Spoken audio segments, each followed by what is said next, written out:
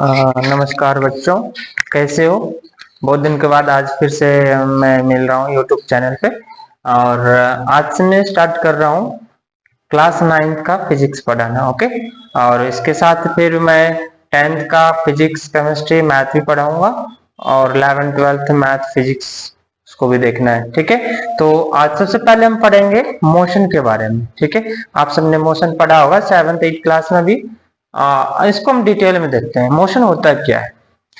Motion सबसे पहले देखो यहाँ पे मोशन का मतलब क्या होता है। मोशन आपने जैसे मैं यहां से मूव कर रहा हूं, आगे की तरफ आ रहा हूं, तो मैं एक प्लेस से दूसरे प्लेस पे जा रहा हूं, मेरा पोजीशन चेंज हो रहा है, एक प्लेस से दूसरे प्लेस पे जा रहा हूं, है ना। उसी तरह से जैसे मान लो कि हमारे ब्लड है, one one person to another person means पूरा सर से लेके पैर तक मूवमेंट करता रहता है ना।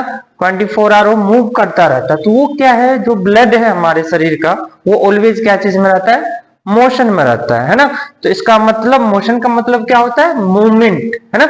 मूवमेंट ऑफ अ बॉडी, किसी भी बॉडी का मूवमेंट करना वन पॉइंट से अनदर पॉइंट से। तो इसका डेफिनेशन क्या हो जाएगा, द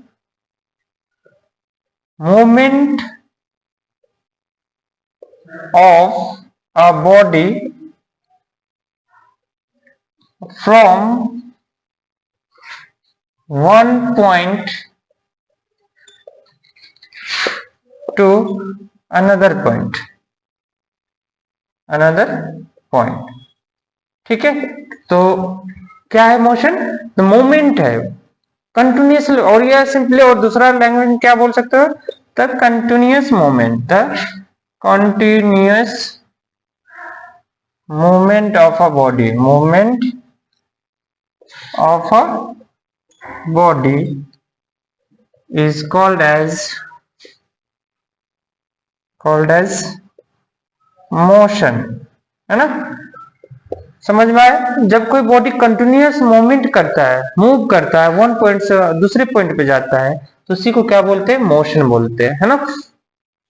जैसे मैंने एग्जांपल दे दिया ब्लड सर्कुलेशन का, उसी तरह से जैसे कोई कार है या फिर कोई व्हीकल ले लो, वन पॉइंट से दूसरे पॉइंट पे जाता है, तो क्या होता है, वो मोशन में होता है ना। तो डिफरेंट टाइप्स के मोशन होते हैं। टाइप्स ऑफ मोशन देखे तो, टाइप्स ऑफ मोशन अगर हम बात करते हैं मोशन की, तो डिफरेंट टाइप्स के मोशन होते हैं। जैसे पीरियोडिक मोशन आपने पढ़ा हो, अगर कोई अपने एक पीरियड में मूव करता है, जैसे मैं यहाँ पे एग्जांपल देता हूँ साइनोसोडल वेव का। ये क्या होता है, एक फिक्स पीरियड में क्या करता है, मूव करता है ना। एक फिक्स पीरियड में क्या करता है, मूव करता है। तो ये पीरियोडिक मोशन हो गया, है ना। उसी तरह से सर्कुलर मोशन है। सर्कुलर मोशन क्या होता है, सर्कुलर पाथ पे क्या करता है, ये रोटेट करता है, मूव करता है ना। सर्कुलर पाथ पे ये मूव करता है, तो इसको क्या बोलते हैं, सर्कुलर मोशन। ठीक है, तो हमें यहाँ पे खास करके पढ़ना क्या है, यहाँ पे यूनिफॉर्म मोशन और नॉन यूनिफॉर्म मोशन के बारे में। यूनिफॉर्म का मतलब क्या होता है, यूनिफॉर्म का मतलब क्या होता है, इसमें तो सबसे पहले हमें देखना क्या है, वैसे डिफरेंट टाइप के मोशन होते हैं।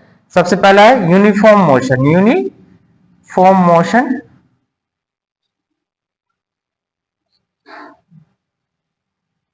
सेकंड वन क्या है, non uniform motion.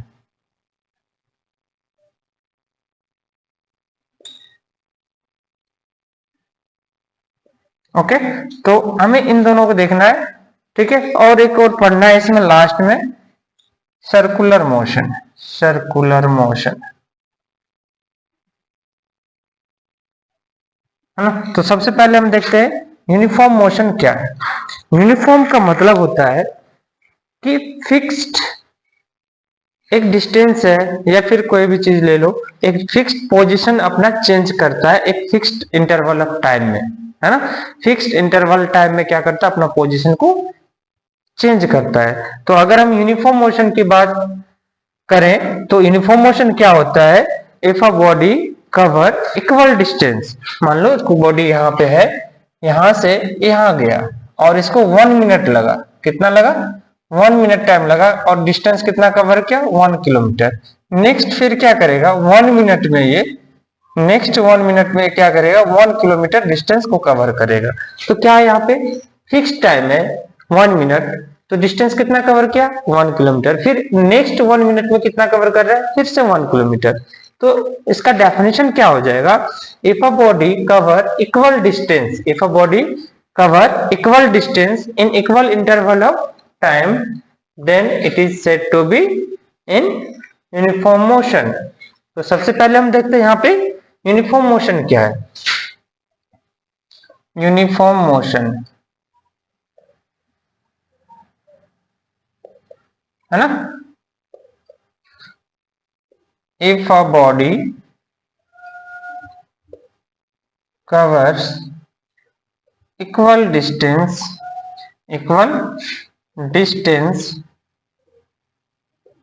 in equal interval of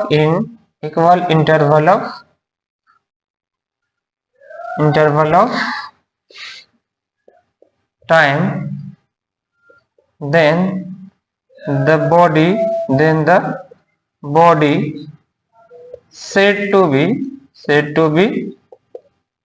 in uniform motion, said to be in uniform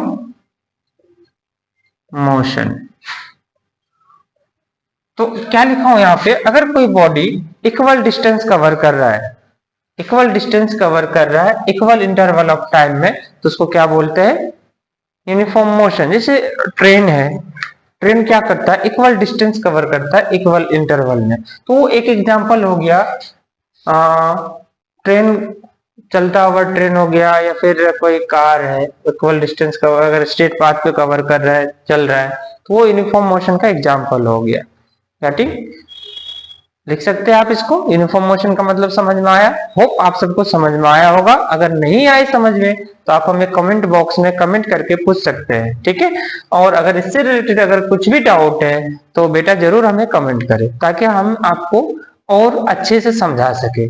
आपका कमेंट हमारे लिए वरदान होगा, मीन्स वरदान इस टाइप से कि मुझे फील होगा कि बच्चों को समझ में आ रहा है, उससे ज्यादा खुशी और किसी चीज में नहीं है। एक टीचर को बच्चे अगर बोलते हैं कि आप सही पढ़ा रहे हो, आप इसमें चेंजेस करो, अगर आपका कमेंट हमें मिलता रहेगा तो हम उस पर फोकस करेंगे और अच्छे से चाहेंगे कि इस टर्म को सही से समझा सके, ठीक है। तो यूनिफॉर्म मोशन समझ में आया। नेक्स्ट देखते हैं नॉन यूनिफॉर्म मोशन। और सबसे पहले एक चीज और, यार यूनिफॉर्म मोशन में अगर हम कोई भी ग्राफ ड्रॉ करते हैं, कोई भी ग्राफ अगर हम ड्रॉ करते हैं किसमें, यूनिफॉर्म मोशन में, the graph drawn in uniform motion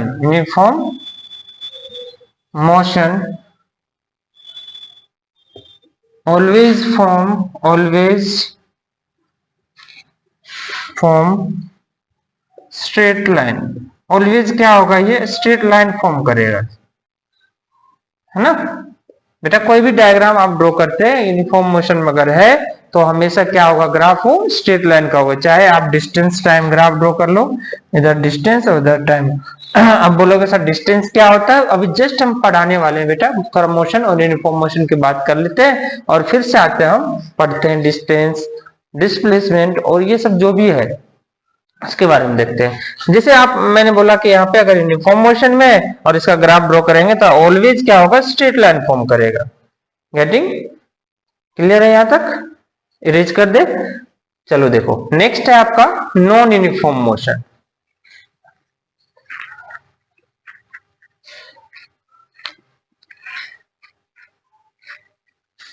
non uniform motion का मतलब यहाँ पे है कि वो यूनिफॉर्म में नहीं है, मतलब टाइम जो यहाँ पे है, टाइम तो सेम रहेगा बट डिस्टेंस क्या होगा, हमेशा इक्वल नहीं आएगा। मैं एक एग्जांपल यूनिफॉर्म मोशन का देना मैं भूल गया, फिर से देता हूं।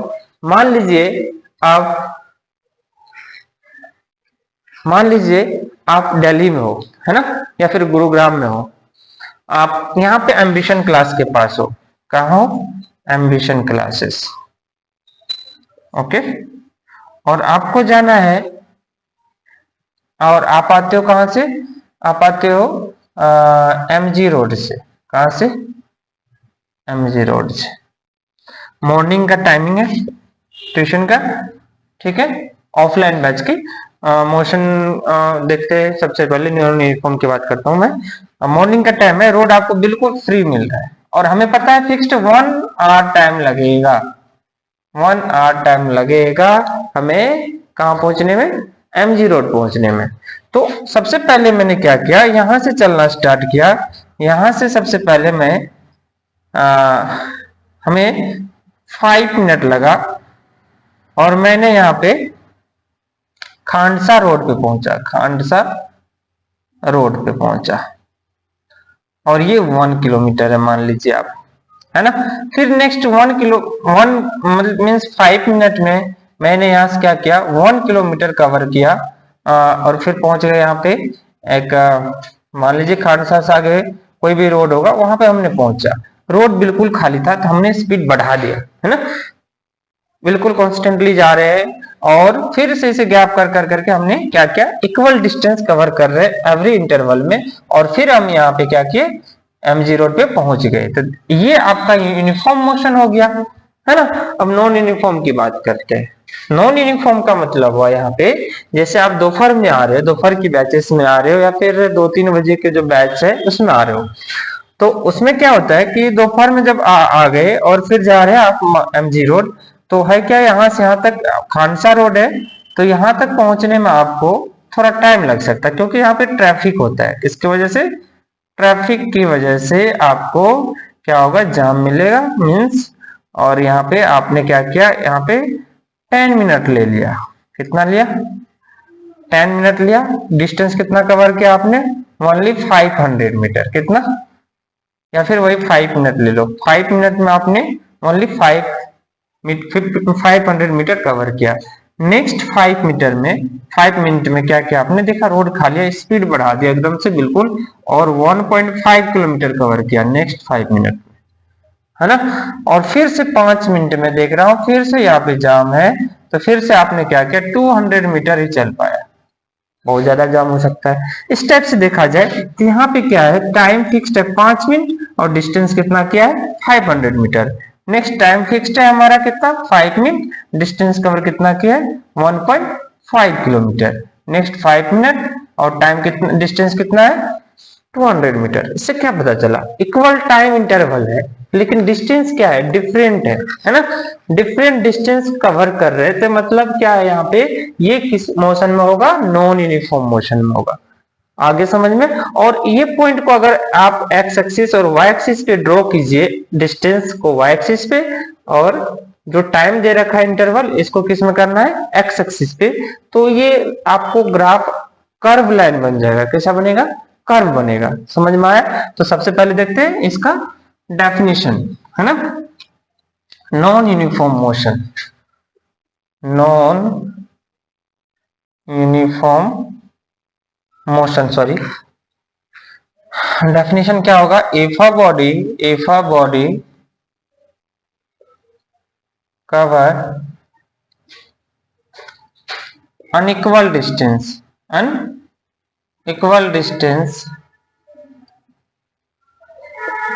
in equal interval of time, in equal interval of time, then the body is said to be in non-uniform motion,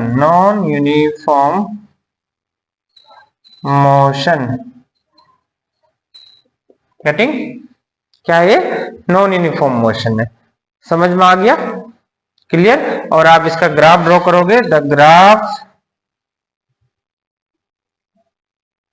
drawn in non uniform motion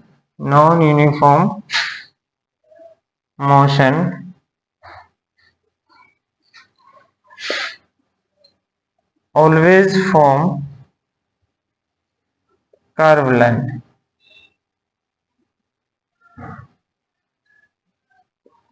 आए समझ में? क्लियर है। अब देखते हैं नेक्स्ट है, अब आते हैं टॉपिक पे। हमारा चैप्टर का नाम है मोशन।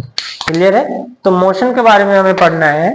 तो सबसे पहले हमें पढ़ना होगा फिजिकल क्वांटिटी के बारे में, है ना। तो सबसे पहले हम पढ़ते हैं फिजिकल क्वांटिटी क्या होता है ना। यहाँ पे हम 9th क्लास में पढ़ रहे हैं फिजिक्स के बारे में। आप 8 क्लास तक में साइंस पढ़े होंगे, है ना। तो जैसे ही 9th में आते हैं तो साइंस के 3 पार्ट हो जाते हैं, फिजिक्स, केमिस्ट्री एंड बायो। तो हम पहला पार्ट पढ़ रहे हैं बायो, जिसमें हम क्या करते हैं, फिजिकल कोई भी ऑब्जेक्ट है फिजिकली जिसको हम देख सकते हैं, ठीक है, जिसको फील कर सकते हैं, उसके बारे में हम पढ़ना है। क्लियर है। तो इसमें एक फिजिकल क्वांटिटी होता है। फिजिकल क्वांटिटी होता क्या है, इसको देखते हैं।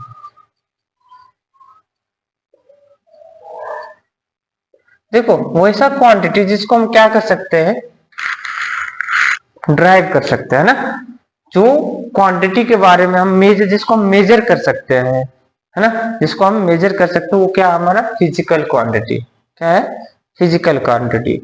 The quantity which can be derived, है ना, विच कैन बी मेजर्ड, जिसको हम मेजर कर सकते हैं, वो क्या है, फिजिकल क्वांटिटी। तो फिजिकल क्वांटिटी होता क्या है, यहाँ पे देखो, फिजिकल पी और पी फिजिकल, क्या से क्वांटिटी। तो यहाँ एक न्यूमेरिकल वैल्यू आएगा। क्या आएगा, न्यूमेरिकल वैल्यू होगा यहाँ पे। और यहाँ पे क्या होगा, यहाँ पे उसका यूनिट होगा। क्या होगा, यहाँ पे यूनिट होगा। क्लियर है। तो फिजिकल क्वांटिटी जो है एन यू बोल सकते हो। फिजिकल क्वांटिटी क्या होता है, एन यू, है ना, number, numerical value and their units. जैसे आप डिस्टेंस देखते हो, है ना, डिस्टेंस देख रहे हैं, तो डिस्टेंस का कोई न्यूमेरिकल वैल्यू होगा। जैसे मान लो यहाँ से आप सदर बाजार जा रहे हो, वो 5 किलोमीटर है। कितना बोला मैंने, 5। 5 क्या है, न्यूमेरिकल वैल्यू है। क्या है ये, 5 क्या है, न्यूमेरिकल वैल्यू है। और यहाँ पे किलोमीटर क्या है, इसका यूनिट लगा हुआ है। जो भी फिजिकल क्वांटिटी, ये क्या है, डिस्टेंस क्या है, फिजिकल क्वांटिटी है। समझ में आया। तो डिस्टेंस इक्वल टू क्या हो गया, 5 kilometre. 5 numerical value and unit क्या हो गया यहाँ पे, किलोमीटर। उसी तरह से जैसे वेलोसिटी है, क्या है, वेलोसिटी की बात करते हैं, तो यहाँ पे क्या आएगा, यहाँ पे वेलोसिटी मान लो यहाँ पे 10 है, और इसका यूनिट क्या होता है, मीटर पर सेकेंड होता है। तो मीटर पर सेकेंड क्या हो गया, 10 हो गया आपका न्यूमेरिकल वैल्यू, और यूनिट क्या हो गया आपका, मीटर पर सेकेंड। क्लियर है, गेटिंग। अब यहाँ पे बहुत सारे टॉपिक भी आप पढ़ोगे कि भाई ये मीटर है, ये सेकंड क्या है, ये क्या पुट कर रहे हो। तो हम उसको 11th क्लास में डिटेल्स में पढ़ते हैं। एक होता है fundamental, fundamental dimensional and formula जो होता है फंडामेंटल और क्वांटिटी, और दूसरा क्या होता है, फंडामेंटल, और दूसरा होता है आपका ड्राइव्ड, दूसरा होता है ड्राइव्ड होता है। जैसे यहाँ पे फंडामेंटल में फिक्स्ड होता है, जैसे हो गया मास, मास का यूनिट क्या होता है, केजी होता है ना, मास का क्या होता है, केजी हो गया। और वहीं पे टाइम है तो सेकेंड हो गया। ये सब क्या है, कुछ 5 to 7 जो है वो आपका क्या फंडामेंटल है। और उसी के यूज करके हम जो दूसरा फाइंड करते हैं, जैसे यहाँ पे वेलोसिटी का निकाला, मीटर पर सेकेंड आ गया। दो यहाँ पे फंडामेंटल है, एक आपका मीटर, दूसरा क्या है सेकेंड। दोनों को मिला के क्या हो गया, यहाँ पे ड्राइव फाइंड हुआ, है ना। तो इसको हम 11th में डिटेल्स में पढ़ेंगे। अब देखते हैं यहाँ पे फिजिकल क्वांटिटी 2 टाइप्स के होते हैं। कितने टाइप्स के होते हैं, यहाँ पे सबसे पहले पढ़ेंगे यहाँ पे टाइप्स ऑफ फिजिकल क्वांटिटी। एक है आपका वेक्टर क्वांटिटी, और दूसरा क्या होता है, स्केलर क्वांटिटी, है ना। अब वेक्टर क्या है, अब वेक्टर क्या है, देखो मैं यहाँ पे हूं और मैं इधर चल रहा हूँ, ऐसे जा रहा हूँ, है ना। तो मेरा एक डायरेक्शन है कि मैं किस डायरेक्शन में जा रहा हूँ, किधर मूव कर रहा हूँ, है ना। तो मेरे अंदर मेरे शरीर का कुछ मास होगा, मीन्स उसका मैग्नीट्यूड होगा, और मैं एक डायरेक्शन में जा रहा हूँ, एक फिक्स्ड डायरेक्शन हो गया। तो मतलब ये क्या हो गया, वो वेक्टर हो गया। दैट मीन्स जिसमें वेक्टर क्या होता है, जिसमें आपका क्या होगा, डायरेक्शन होगा, और उसमें कुछ मैग्नीट्यूड होगा। मैग्नीट्यूड का मतलब क्या है कि जैसे मतलब कितना उसमें मास ऑक्युपाई कर रहा है, मीन्स उसका कितना, बोल सकते हो कि जैसे आप यहाँ पे लिख रहे हो कि एक बंदा है वो 50 केजी का है ना। तो 50 केजी क्या हो गया, उसका मैग्नीट्यूड हो गया, है ना। तो वेक्टर क्या होता है, इसका डेफिनेशन देख लेते हैं। The physical quantity, the physical quantity which have the physical quantity which have magnitude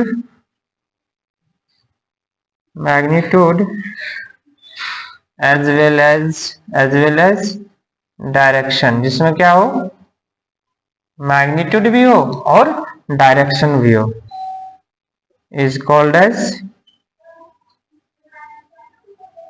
vector quantity.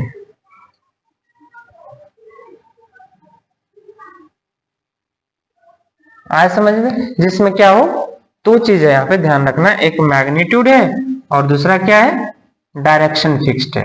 Clear है, तो वो क्या हो गया, आपका वेक्टर हो गया। ठीक, जैसे मैं बता रहा हूं, एक पॉइंट है और ये दूसरा पॉइंट है, यहां से इधर जाना है ना, ऐसे जाना है। अगर मैं ऐसे लिख दूं तो देखो ये लाइन सेगमेंट बन गया। क्या बन गया, ये लाइन सेगमेंट। इसमें कोई डायरेक्शन नहीं है, कोई डायरेक्शन नहीं है, ये हमें पता नहीं चल रहा है ए से बी की तरफ जा रहा है या बी से ए की तरफ जा रहा है, तो ये आपका वेक्टर नहीं हुआ, है ना। अगर मैं ऐसे लिख दूं, यहाँ पे सी है और यहाँ डी है, और यहाँ पे एरो दे दिया और लिखा है यहाँ पे सी से डी की तरफ जा रहा है, ऐसे, है ना, तो ये डायरेक्शन शो कर रहा है ना। तो फिर सी से डी की तरफ जा रहा है, इसको आप ऐसे लिख सकते हो, सी से डी की तरफ जा रहा है, तो मीन्स इसमें क्या हो गया, डायरेक्शन आ गया। क्लियर है, तो ये क्या हो गया, आपका वेक्टर हो गया, और इसका कुछ ना कुछ तो मैग्नीट्यूड होगा, ऐसे फाइंड करते मैग्नीट्यूड, ऐसे लिखते हैं। क्लियर है, आए समझ में। तो जो वेक्टर है उसमें डायरेक्शन फिक्स्ड होता है, और फिर क्या होता है, उसमें मैग्नीट्यूड होता है। क्लियर है, इसका एग्जाम्पल क्या हो जाएगा, एग्जाम्पल में सबसे पहले डिस्प्लेसमेंट ले लो। डिस्प्लेसमेंट में क्या होता है, फिक्स डायरेक्शन होता है। ठीक है, तो ये क्या हो गया, आपका वेक्टर क्वांटिटी हो गया। नेक्स्ट वेलोसिटी ले लो, वेलोसिटी भी क्या होता है, इसमें डायरेक्शन होता है। ठीक है, नेक्स्ट इन सब के बारे में डिटेल्स में देखना है, तो अभी जस्ट मैं बता रहा हूँ, ये वेक्टर होता है। उसके बाद फोर्स, फोर्स में भी क्या होता है, एक डायरेक्शन होता है। एक्सेलरेशन ले लो,